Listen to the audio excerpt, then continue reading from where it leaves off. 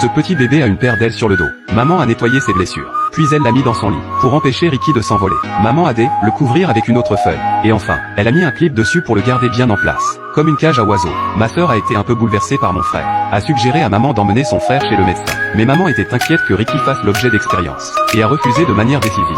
Mais en quelques jours, les ailes de Ricky avaient grandi un peu plus. Maman a pris une règle et l'a mesurée. Dans une semaine à peine, les ailes de Ricky avaient grandi de 8 cm. Maman a essayé de fixer les ailes avec du ruban adhésif. Mais, ça n'a pas marché. Les ailes étaient petites.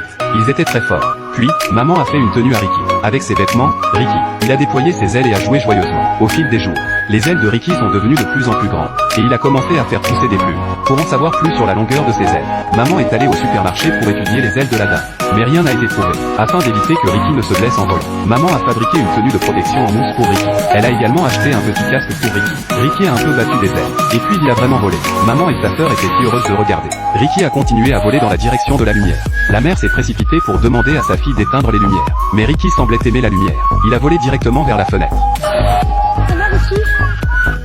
Heureusement, elle était protégée par son équipement de protection. Ricky n'a perdu qu'une plume. Maman lui a donné un petit médicament. Et il allait bien. Le jour suivant, maman a emmené sa fille et Ricky au supermarché pour acheter quelque chose ensemble. Elle a perdu Ricky par accident. Elle a levé les yeux et a vu. Ricky avait décollé dans le supermarché.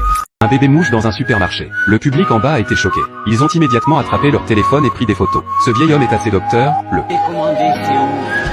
La mère Sibsou poussait son chariot et était en pleine poursuite.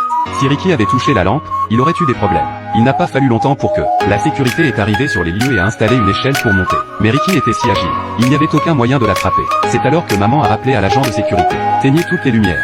Nous devrions être en mesure de l'attraper. Et bien n'est-ce fait. Une par une, les lumières se sont éteintes. Le garde les a chassés un par un. Quand ils étaient tous sortis, les agents de sécurité se concentrent alors sur le comptoir en dessous. Un garde a profité de son inattention. Il l'a attrapé d'une main. En un instant, la foule a entouré Ricky. À lâche, vital. Ricky était bien, mais le docteur a dit à sa mère. Ricky pourrait être à l'origine de la race humaine mutante. A suggéré de rester à lâche, vital pour des expériences. Mais maman a refusé sur le champ. Elle a pris Ricky et est rentrée directement chez elle. Mais à sa grande surprise, il y avait déjà beaucoup de journalistes devant lâche, vital. Il y avait également de nombreux voisins devant la maison pour voir ce qui se passait. Même quand ils sont rentrés chez eux, toutes les nouvelles de Ricky étaient à la télé. Il y avait même des voisins qui se plaignaient.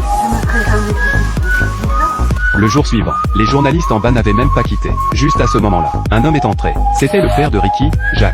Lui et sa mère amie travaillaient tous deux à l'usine chimique. Du jour au lendemain, Jacques avait Ricky.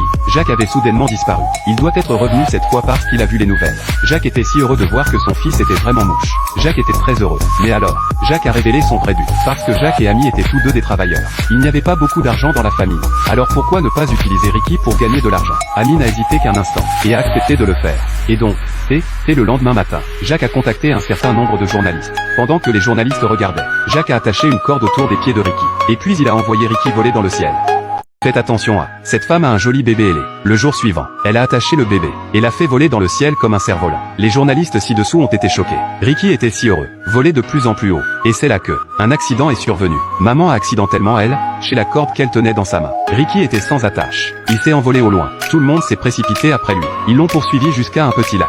Ricky a effectué un plongeon en libellule. Il a volé de plus en plus haut, de plus en plus loin. Puis il a disparu complètement dans les airs. Plus de nouvelles. Les journalistes ont battu en retraite, laissant la famille se tenir tristement en place.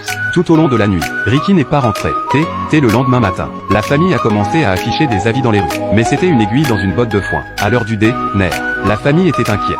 Puis, soudainement, il y a eu un cri d'oiseau à l'extérieur de la fenêtre. Maman pensait que Ricky était revenu. Elle a couru pour jeter un coup d'œil. Mais c'était juste une bande de mouettes. Au fil des jours, maman n'a pas pu accepter l'absence de Ricky. Et donc il est retourné au petit lac. Il a enlevé ses chaussures et marcha lentement dans le lac.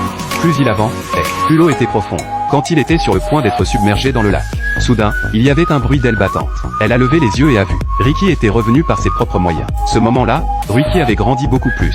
Ses ailes mesuraient 8 mètres de long. Elle a souri comme un ange. Puis, maman est retournée sur le rivage, elle s'est excusée auprès de Ricky. Elle espérait que Ricky ne repartirait pas. Mais Ricky n'avait pas l'air d'avoir l'intention de rester. En agitant ses ailes, il est reparti dans les airs, et a quitté sa mère pour de bon. Peut-être que le grand ciel est l'endroit auquel Ricky appartient vraiment.